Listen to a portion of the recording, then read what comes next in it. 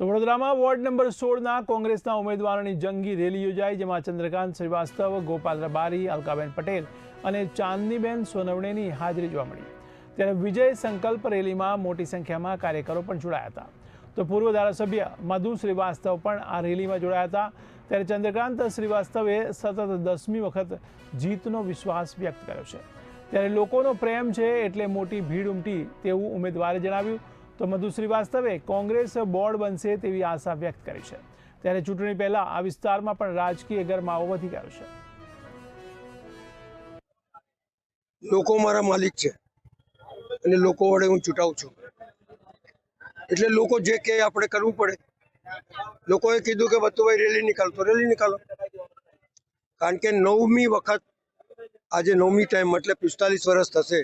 આશીર્વાદ તો એમના જ છે, તો એમના આશીર્વાદ હોય એ કે તો કરવું પડે ને, અને એમને વિશ્વાસ છે, એમના વિશ્વાસ સાથે ચાલવું પડે। વોર્ડ નંબર 16 ની બરોડા શહેરની જનતાને સંદેશ આપું છું કે બહુ થયું 31 વર્ષ। આપણે ગંદુ પાણી બી જોઈ લીધું, ભૂવા બી જોઈ લીધા, મચ્છરો બી જોઈ લીધા, વિશ્વામિત્રીનું પૂર બી જોઈ લીધું। ચેરમેન જોયું કે નાવડી વસાઈ લો, આવા તો ચેરમેન આવે છે। એટલે જેટલા વાયદા કર્યા તમામ વાયદા ભ્રષ્ટાચારની નિશાની છે। શાંઘાઈ બનાવતા હતા, સ્માર્ટ સિટી થઈ ગઈ।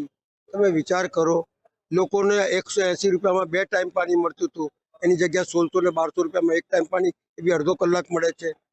લાઇટનું બિલ 100, 200, 500 રૂપિયા આવતું હતું, એની જગ્યાએ 4-4 હજાર થઈ ગયું। એવી અનેક બાબતો છે, એક નહીં અનેક બાબતો છે। આ ભુવા નગરી થઈ ગઈ, મચ્છર નગરી થઈ ગઈ। આ જે સર સયાજીરાવ ગાયકવાડ જેને આખી જિંદગી આ શહેરને વસાવવામાં હેરિટેજ બનાવી છે, જે કોંગ્રેસ પાર્ટીએ જે આયા પછી જે આવાસના મકાનો બનાવ્યા, ઇન્દિરા આવાસ બનાવી, તમારે ફેન્ચવેલ બનાવ્યું, જેનાથી આજે બી પાણી લોકો પીતા હોય। સૌથી